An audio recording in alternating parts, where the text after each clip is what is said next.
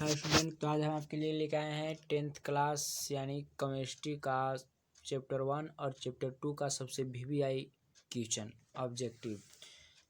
एक क्वेश्चन हम निकाले हैं चैप्टर के अंदर से, 1-2 के चैप्टर जो होता है उसके अंदर से हम लोग पढ़ के निकाले हैं। तो वीडियो के अंत तक बने रहिएगा, क्योंकि एक भी क्वेश्चन अगर छूटा तो आपका बोर्ड में भी छूट सकता है। तो आइए हम लोग सीधे चलते हैं क्वेश्चन। देखिए क्वेश्चन यही है, तो आइए हम लोग इसका सोल्यूशन देखते हैं क्या होगा। एक केमिस्ट्री का क्वेश्चन है लेसन 1 और 2 का। देखिए 2020 टारगेट मोस्ट इम्पोर्टेंट क्वेश्चन। श्वसन एक अभिक्रिया है, तो जो श्वसन अभिक्रिया जो है उस श्वसन एक कौन सा अभिक्रिया है, रासायनिक अभिक्रिया है या उसमें क्षेपीय अभिक्रिया है, ये संयोजन अभिक्रिया है। तो इसमें छाटना है। देखिए श्वसन एक है जो एक ऊष्माक्षेपीय अभिक्रिया है। कौन सा अभिक्रिया है, तो ऊष्माक्षेपीय अभिक्रिया है। और जो दूसरा क्वेश्चन देखिए बोल रहा है, दूसरा क्वेश्चन बोल रहा है हम लोग के कि प्राकृतिक गैस का दहन कौन सी अभिक्रिया है। तो प्राकृतिक गैस का जो दहन है वो ऊष्माक्षेपीय अभिक्रिया है। इसका आंसर क्या हो जाएगा, 2 का ऊष्माक्षेपीय अभिक्रिया। फेरस सल्फेट का सूत्र क्या होता है, तो फेरस का संकेत क्या होता है, Fe, और सल्फेट का होता है S, और सल्फेट हो गया सल्फेट SO4। तो फेरस सल्फेट का जो सूत्र होता है पूरा अभिक्रिया करके जो सूत्र निकलता है फेरस सल्फेट का, वो होता है FeSO4 इंटू 7H2O। क्या होता है, FeSO4 into 7H2O, FeSO4 into 7H2O, यही सूत्र हो जाता है।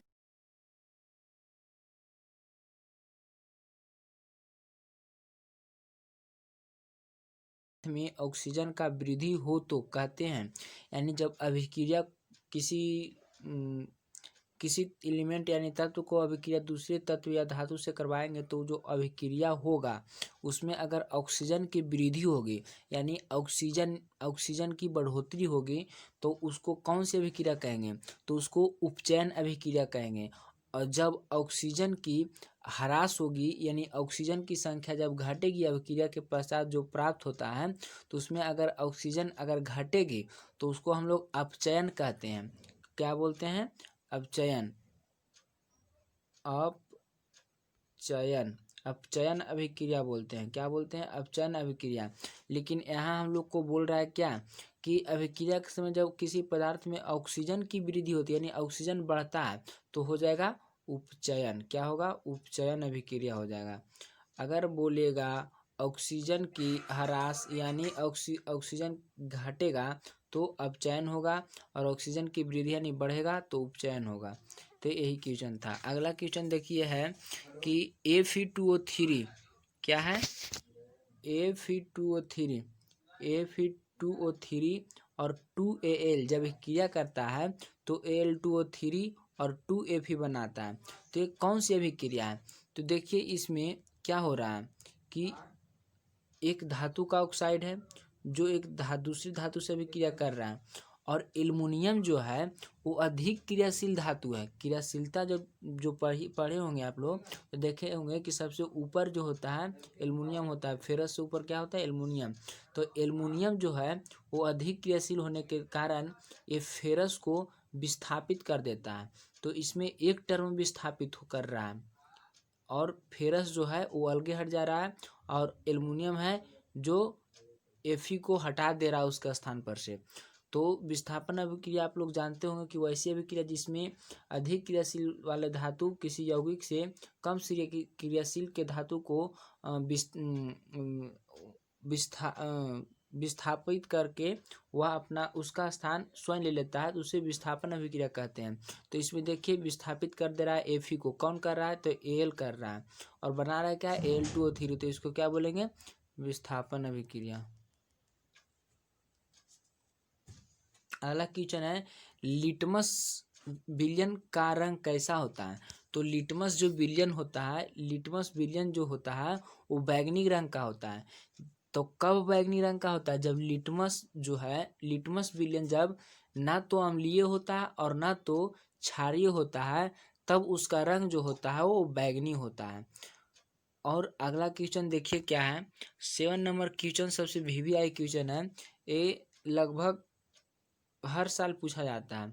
तो पहला 7 नंबर क्वेश्चन है कि हमारा शरीर का पीएच प्रास क्या होता है। तो हमारा शरीर का पीएच जो प्रास होता है वो 7.0 से 7.8 पीएच होता है, पीएच प्रास होता है।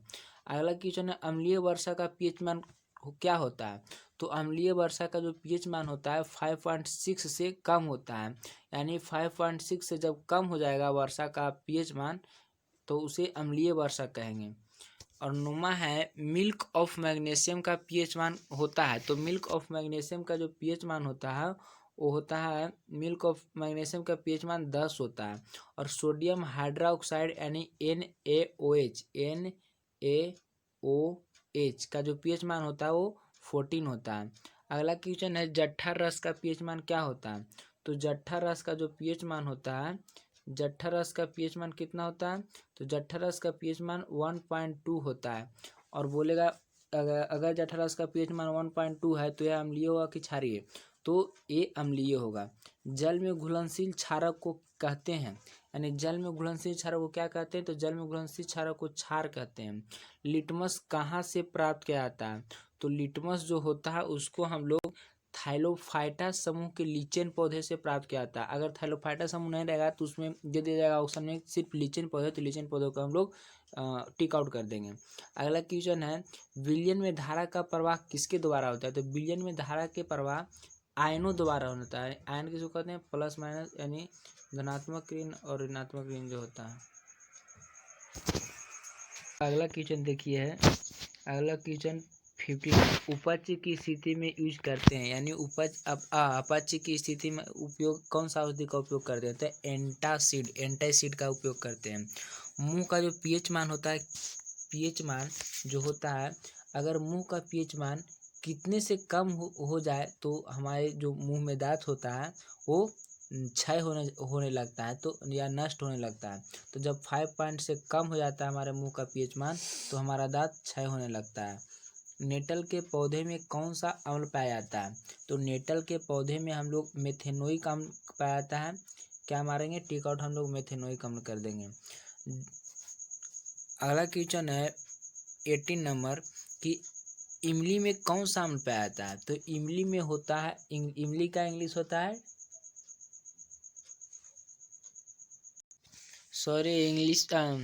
इमली में कौन सा अम्ल पाया जाता है। तो इमली में जो होता है वो टर्टरिक अम्ल पाया जाता है। बेकिंग सोडा, यानी बेकिंग सोडा को हम लोग खाने वाला सोडा के नाम से भी जानते हैं। देखिए क्वेश्चन है बेकिंग सोडा, तो बेकिंग सोडा को हम लोग खाने वाला सोडा भी कहा जाता है। इसका जो सूत्र होता है वो NaHCO3 होता है। क्या होता है, NaHCO3, यहाँ पर दे दिया गया है NaHCO3। ये पूछता है 20 क्वेश्चन भी पूछता ही रहता है। विरंजक चूर्ण का सूत्र क्या होता है। तो विरंजक चूर्ण का सूत्र होता है CaOCl2 होता है, CaOCl2 होता है, गलती से लिखा गया प्लस H2O। ये क्या होता है, CaOCl2 होता है। और अगला क्वेश्चन है धोने का सोडा का सूत्र क्या होता है। तो धोने का सोडा का जो सूत्र होता है वो Na2CO3 इंटू 10H2O होता है, Na2CO3 इंटू 10H2O होता है। अगला क्वेश्चन है लवण के एक सूत्र इकाई में जल के निश्चित अणुओं की संख्या को क्या कहते हैं। तो लवण के एक सूत्र इकाई में जल के निश्चित अणुओं को संख्या को कहते हैं हम लोग क्रिस्टलन का जल। क्या बोलते हैं, क्रिस्टलन का जल। ये 2 नंबर में पूछ सकता है कि क्रिस्टलन का जल किसको कहते हैं। तो लवण के एक सूत्र इकाई में जल के निश्चित अणुओं की संख्या जो होती है उसे क्रिस्टलन का जल कहते हैं। अगला क्वेश्चन हम लोग का है, अब यहाँ जो है वो सब VVI क्वेश्चन है कि जिप्सम का सूत्र क्या होता है। तो जिप्सम का सूत्र होता है CaSO4 into half H2O। Plaster of Paris का सूत्र क्या होता है। तो प्लास्टर ऑफ पेरिस हम लोग जानते हैं कि किससे बनता है, तो जिप्सम से बनता है। प्लास्टर ऑफ पेरिस किससे बनता है, तो जिप्सम से। तो प्लास्टर ऑफ पेरिस का सूत्र हो जाएगा CaSO4 इंटू 2H2। देखिए 2 से 2 कट जाएगा तो यहाँ CaSO4 इंटू 2H2 हो जाएगा। अगला क्वेश्चन है कि उस पदार्थ का नाम बताइए जो क्लोरीन से क्रिया करके विरंजक चूर्ण बनाता है। तो विरंजक चूर्ण बनाने के लिए हम लोग किसका उपयोग करते हैं। तो CaOH का होल्ट वाइज, CaOH का होल्ट वाइज।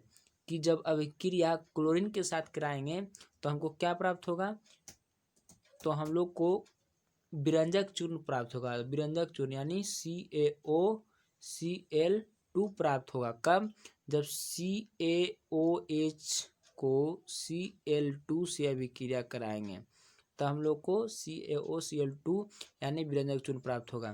तो अगला क्वेश्चन हम लोग अगला क्वेश्चन स्क्रीन पर है 26 नंबर की, कोई विलयन लाल लिटमस को नीला कर देता है तो इसका पीएच मान संभवतः होगी 10 होगी, 4 होगी, 7 से अधिक होगी या AC दोनों होगी।